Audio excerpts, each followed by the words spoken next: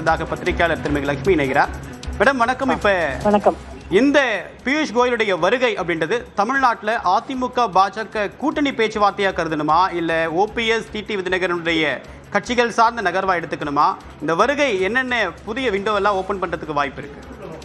எந்த புதிய விண்டோவும் ஓபன் பண்ண போறது இல்லை. இப்போ ஏற்கனவே வீட்டுக்குள்ள இல்ல அறைக்குள்ள இருக்கக்கூடிய சிக்கல்களை அல்லது பிரச்சனைகளை தீர்க்கறதுக்காக தான் இந்த பேச்சுவார்த்தை அப்படின்னு நான் புரிஞ்சுக்கிறேன். புதுசா விண்டோவோ இல்ல டோரோ இதுல ஓபன் ஆக போகுதுன்னு தோணல.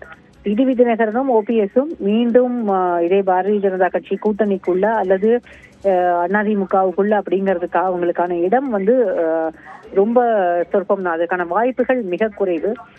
தினகரனை பொறுத்த வரைக்கும் ஒருவேளை அவர் டிசம்பர் வரைக்கும் நான் வெயிட் பண்றேன்னு சொல்லியிருக்காரு. அதனால ஒருவேளை பாரதிய ஜனதா கட்சி தரப்பிலிருந்து அழைப்பு வந்தால் அவர் இந்த என்டிஏ கூட்டணிக்குள்ள அவர் சேர்றதுக்கான வாய்ப்புகள் இருக்கு. ஆனால் அப்படியே இருந்தாலும் அதற்கு எடப்பாடி பழனிசாமி கட்டாயம் முட்டுக்கட்டை போடுவார். ஓபிஎஸ் பொறுத்த வரைக்கும் அவர் என்டிஏவில் இல்லாம இருக்கிறது தான் அவருக்கு இனி சரியாக இருக்கும். அவர் நான் என்டிஏவில இருந்து விலகிறேன்னு சொல்லிட்டார். தினகரனா மாதிரி அவர் ஒரு டிஸ்க்ளைமர் போடல. ஓபிஎஸ்க்கு அவருக்கு ஸ்பேஸ் கிடையாதுன்னு தான் நான் நினைக்கிறேன். உங்களை விரிவான கருத்துக்களுக்கு மிக்க நன்றி திருமதி லட்சுமி.